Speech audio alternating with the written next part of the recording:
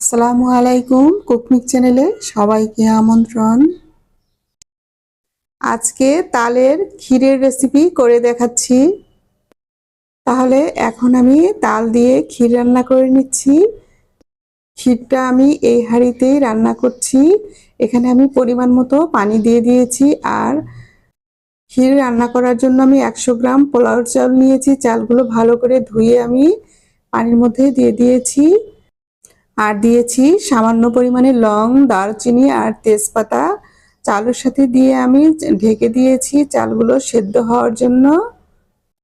চাল পুরোপুরি সেদ্ধ হয়ে গিয়েছে। এখানে ক্ষীরের জন্য দুধ নিয়েছি। আর এখানে আছে তালের কাদ। তালের কাদ তাল থেকে আগেই বের করে রাখা ছিল। চালগুলো পুরোপুরি সেদ্ধ হওয়ার পরে আমি দুধ দিয়ে দিচ্ছি। দুধ এখানে হাফ লিটারের মতো দিচ্ছি। আর সাথে তালের কাঠগুলো দিয়ে দিচ্ছি।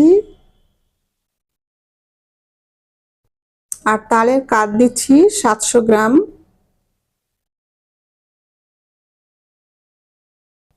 তালের কাঠের সাথে কোনো পানি মিক্স করা হয়নি, পিওর তালের কাঠটা ছিল। চিনি দিয়েছি 300 গ্রাম। আর কোরানো নারকেল দিয়ে দিয়েছি, কিশমিশ দিয়েছি। এখন সব উপকরণগুলো একসাথে মিক্স করে নিচ্ছি আমি নেড়ে। এই সময়ে অনবরত নাড়া দিতে থাকতে হবে, না হয় নিচ দিয়ে লেগে যেতে পারে। মনে হচ্ছিল চিনি আরেকটু লাগবে, আমি আরেকটু চিনি দিয়ে দিচ্ছি। আর দিয়ে দিচ্ছি গুঁড়ো দুধ।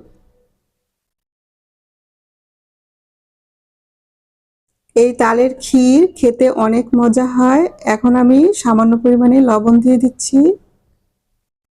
এই ক্ষীর রান্নায় আমি আর কিছুই দেব না, এখন শুধু নাড়বো, নেড়ে চেড়ে হয়ে এলে নামিয়ে নেব।